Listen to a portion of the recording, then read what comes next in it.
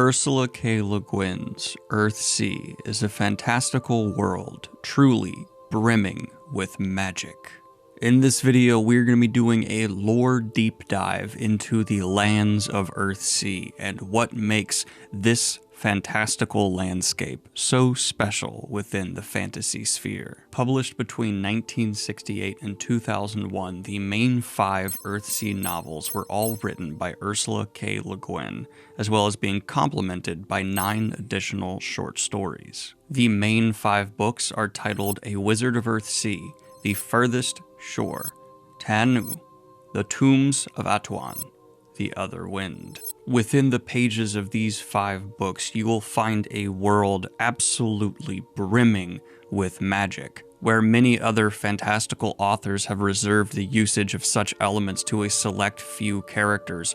Ursula K. Le Guin's Earthsea has everyday life constantly infused with magical bits. We see weather workers using their abilities to control the weather, summon mage wind, and tame the seas between the islands. Spellwrights and spellsmiths, wild witches and warlocks. Lesser arts of finding, mending, healing, binding, the magics of illusion. All magics one would encounter before the higher arts of summoning, changing, naming, and patterning. But many think to truly master these higher arts, one must travel to the island of Roke and study at the only magic school in existence there, under the 9 master mages and their archmage. The history of Roke Island is complex and far from peaceful, with every kingdom surrounding the center of magical power, but it is led by the 9 master mages. Master Windkey, whose skill lies in weather control. Master Hand, who deals with illusion. Master Herbal, versed in healing. Master Changer, who knows the arts of transformation. Master Summoner, skilled in calling or summoning, considered one of the most dangerous crafts. Master Namer, who teaches the students the rudiments of true speech. Master Chanter, teacher of music and chanted spells. Master Pattiner, seeker of meaning and intent. Master Doorkeeper, the guardian of the gates of the school, who one must pass to enter and must know the true name of to leave. Their leader is the Archmage, chosen by the 9 masters, often from outside the school. Now, originally, witches were allowed to attend the school on Roke Island, but were later banned by wizards who believed that celibacy was necessary for their own training and the maintaining of their powers. Witches are not shown much respect within civilization, but are vital to most communities as healers and midwives. This has resulted in a culture where witches rarely marry men, but may conceive a child with one. Often they are reclusive and possibly marry other witches, known as she-troth or witch-troth. With magic so prevalent throughout the archipelago, it is important to know where it comes from and what role it plays in the balance of Earthsea. Traditionally, magic is a supernatural force within Earthsea controlled by Old Speech, or, on occasion, Hardic runes. Hardic being the fictional language of Earthsea itself, spoken by Ged and almost all characters we meet in his adventures, though it is important to note, among the different islands of the archipelago, there are countless different dialects. Now, Old Speech is where Hardic descended from, and is the root language of Earthsea, spoken by wizards and mages to take control of things. The true names and words for things which are given in this tongue give the witch or wizard control over said object. Old Speech, or True Speech, is in the very foundations of the creation of Earthsea itself, when Segoi, a being of unknown origin, spoke the islands into existence by using their true names. But to this very day, Old Speech is still spoken among dragons.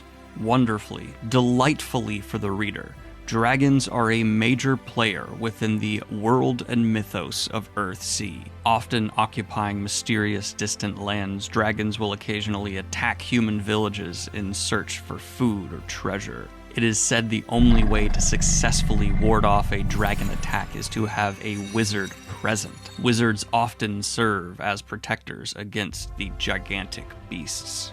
The beasts themselves demand respect. It is said even looking a dragon in the eye could anger it. They view humanity as we do the anthill. But if a wizard discovers a dragon's true name, they could gain control over it. Those practitioners of the old speech granted the privilege to have a relationship or communicate with a dragon are referred to as dragon lords. Obviously, this group is most likely to also learn the true name of a dragon and take control.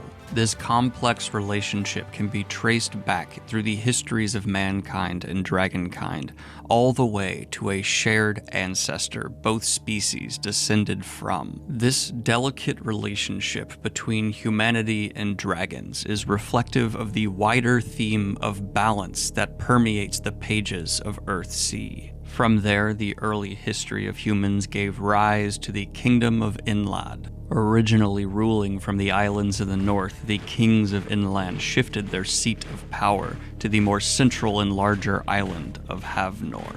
But the islands are not always at peace. The Kargod Islands to the far east differ substantially than the rest of the islands within Earthsea, not only due to their lighter skin and eye color, but their religion and treatment of magic. With magic banned within their kingdom, the Kargod Islands have been at war with the rest of the archipelago before. An attempt at peace was made when the great hero Akab was sent in an attempt to make peace after a failed attack from the Kargod Islands. But the hero was met with deceit.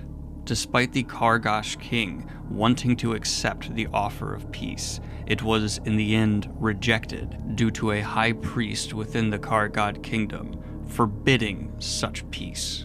After defeating Akab through trickery, the high priest broke a bond ring brought by the emissary. Akab was only able to escape after the daughter of the king helped break his trance of imprisonment. As a sign of thanks, Akab gave one half of the ring to the princess to keep in her family as safekeeping before returning to the inner lands.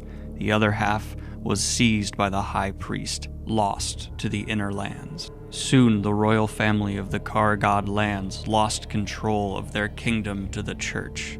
And as the struggles in Kargod continued, the dynasty of great kings came to an end in the inner islands soon after the death of Akab in his duel with the great dragon Orm. With the loss of line of kings, with the death of Mahorin, and the battle against the Lord Gase of the heavens, the dark years began, with warlords ruling over the archipelago. In these dark years, we see the establishment of the School of Roke for magic users.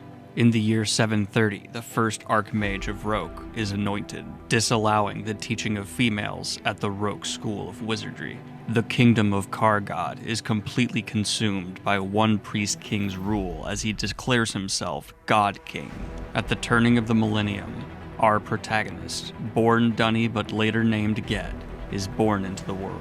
We watch as Ged explores the magical world of Earthsea, becomes a powerful wizard in his own right, conquers dragons, walks the afterlife of the drylands, and comes to truly understand the greater delicate balance of life, death, good, evil, and magic the world is built on. As at its core, Earthsea pulls heavily from the tenets of Taoism. Le Guin's world believes in cosmic balance and that all life is sacred. To upset this balance in pursuit of egotistical desires not only destabilizes the universe itself, but dooms one to a life of dissatisfaction, fear, and regret. As Le Guin's narrative in the Earthsea saga is careful to never reduce evil or turmoil as something as simple as being able to be killed or stabbed with the death of one individual, but instead as a result of systemic issues and long-known histories upsetting a delicate balance. We as individuals are not meant to know all, have all, or consume all. We are yet just another piece in the grand workings of the universe.